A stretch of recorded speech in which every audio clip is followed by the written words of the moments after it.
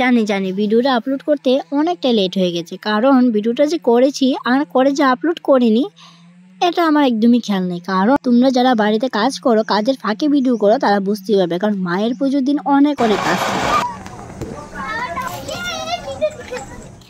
পুজোর আগে যেরকম কাজ থেকে পুজোর পরেও সেরকমই এর থেকে বেশি কাজ থেকে বলতে গেলে। তার জন্য আমি কাজের ফাঁকে ফাঁকে যতটুকু পেরেছি মোবাইলটা ধরে ভিডিও করেছি, আর বাকিগুলি আমি তো করিনি। কে কে করেছে আমি তাও বলতে পারবো না, কে যেরকম পারে ভিডিও করে করে রেখেছে। আর শুভমও অনেকগুলি করেছে, আর তার জন্য আমি তোমাদের সঙ্গে এখন টুকরো টুকরো ক্লিপগুলি নিয়ে এখন বড় একটা ভিডিও বানিয়েছি।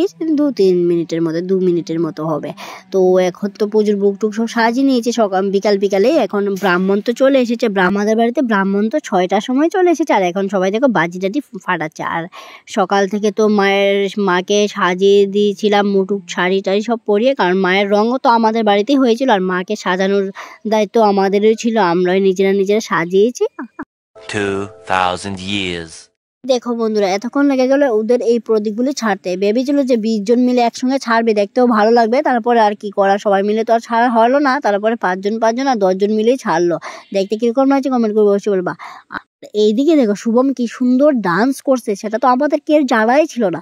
আমি যখন ভিডিও ডান্স করি তখন ওর অনেকটা লজ্জা পায়, আর ও যে সেই ডান্স করছে সেটা আমার দেখে অনেকটা হাসি পাচ্ছে। আর অত সুন্দর ডান্স করছে সেটা দেখে অনেকটাই ভালো লাগছে। তার জন্য ক্যামেরাটা বার করলাম, আর দেখো সেই কানে কানে বলে ডান্সটা অফ করে দিল। আর কি এডিটিং এ বসে মায়ের যজ্ঞের এই ছোট একটা ক্লিপ দেখে এত শান্তি লাগছিল, আর মায়ের পুজোকে সেই মিস করছে। বন্ধুরা, দেওয়ালির কালী পূজাতে ভিডিওটা করে রেখেছিলাম, আর এখন 4th জানুয়ারিতে আপলোড করছি। ভালো লাগলে লাইক করে দেবে, কমেন্ট করতে ভুলবে না। আমার বাড়ির মাকে দেখতে কিরকম